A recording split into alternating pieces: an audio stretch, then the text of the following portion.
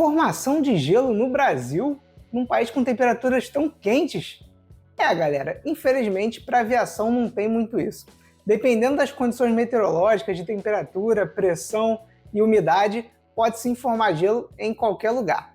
Mas no vídeo de hoje eu vou te mostrar como isso acontece e como a gente pode se proteger. Meu nome é Pedro Oliveira, eu sou piloto de táxi aéreo e instrutor de voo e gostaria de dar a vocês as boas-vindas ao canal Cockpit. Vamos falar de gelo, mas para falar de gelo a gente tem que falar do que é o gelo. Pô, Pedro, eu sei o que é gelo, né? É água congelada. Você tá certo, mas na aviação algumas características especiais precisam ser explicadas. A primeira delas é que conforme a gente sobe, a temperatura diminui. Então imagina que você foi, por exemplo, uma viagem na serra. Lá em cima está muito mais frio do que em regiões do nível do mar. Isso acontece também para a aviação, com altitudes ainda maiores. E nessas altitudes, a pressão também é baixa. Então a água, que aqui no nível do mar congela a 0 graus, lá em cima ela vai congelar em temperaturas até menos 40 graus. Então ela pode ficar em estado líquido por bastante tempo, vamos dizer assim. E, além disso, nós temos 3 tipos de gelo que interferem na aviação.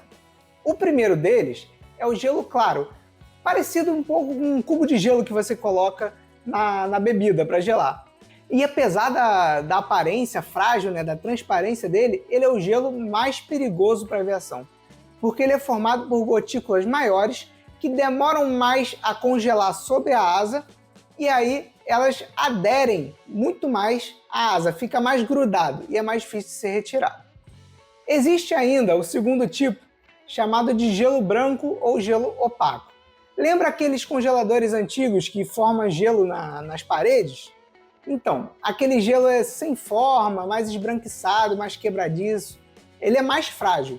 Ele também se forma nas aeronaves da mesma forma e, como ele é mais frágil, é mais fácil de ser quebrado e eliminado em voo. Temos ainda um terceiro tipo, chamado de geada. Ele não interfere tanto nas características do avião, mas ele pode prejudicar a visibilidade dos pilotos. Então, ao congelar no para-brisa do avião, ele impede que o piloto enxergue o lado de fora. Ok, já entendi o gelo, quais são os tipos, como ele se forma e por que isso é um problema. O que isso vai afetar no avião? E eu já vou te explicar. Primeiro, para a gente falar das consequências no avião, nós temos que entender um pouco de aerodinâmica. Vai parecer um pouquinho de aula de física, mas eu já explico para vocês. O avião gera sustentação, ou seja, ele consegue voar por conta do formato da asa. Todo avião. Então ele tem um formato específico que faz com que o ar que passa em cima e embaixo tenham velocidades diferentes. E isso gera uma diferença de pressão que gera a sustentação e faz o avião manter o voo. Beleza, muito complexo, muito termo técnico.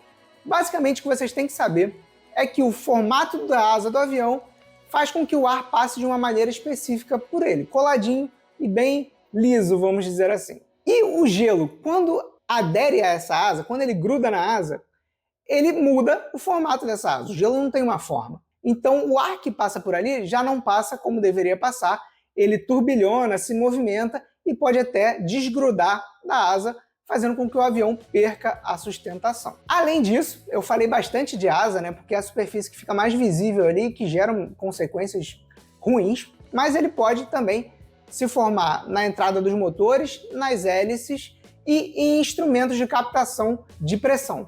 Por exemplo, temos um instrumento chamado de tubo de Pitot que ele capta, vamos dizer que ele capta o vento que está passando por ele, a pressão que está passando por ele, e com isso ele indica a velocidade do avião para o piloto. Se ele for obstruído, ele pode informar velocidades diferentes da real ou até parar de informar.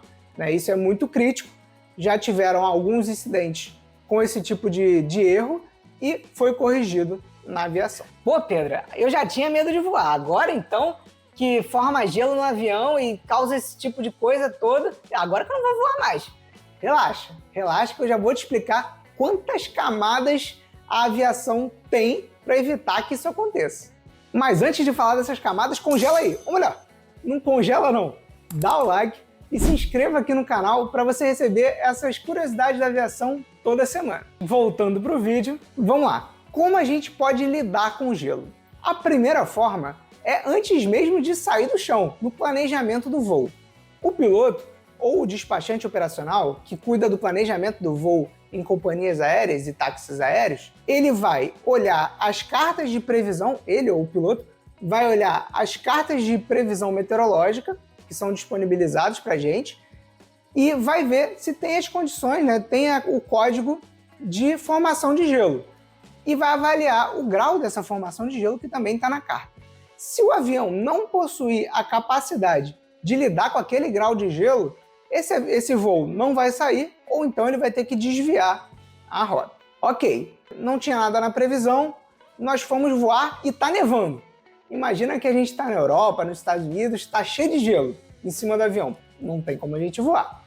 E a aviação tem 4 tipos de fluido que são aplicados em cima do avião para tanto tirar o gelo que já está ali, quanto evitar que ele se forme.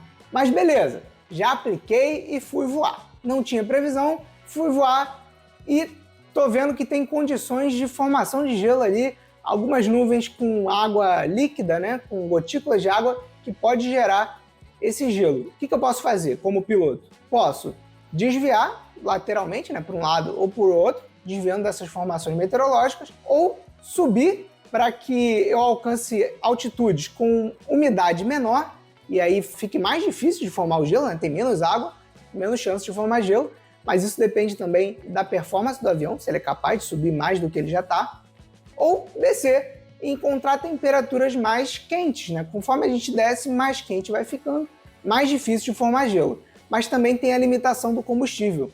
Quanto mais baixo, mais consome combustível. E não pode chegar no nível que a gente fique sem combustível, né? Não vai adiantar a gente se livrar do gelo e ficar sem combustível. Beleza.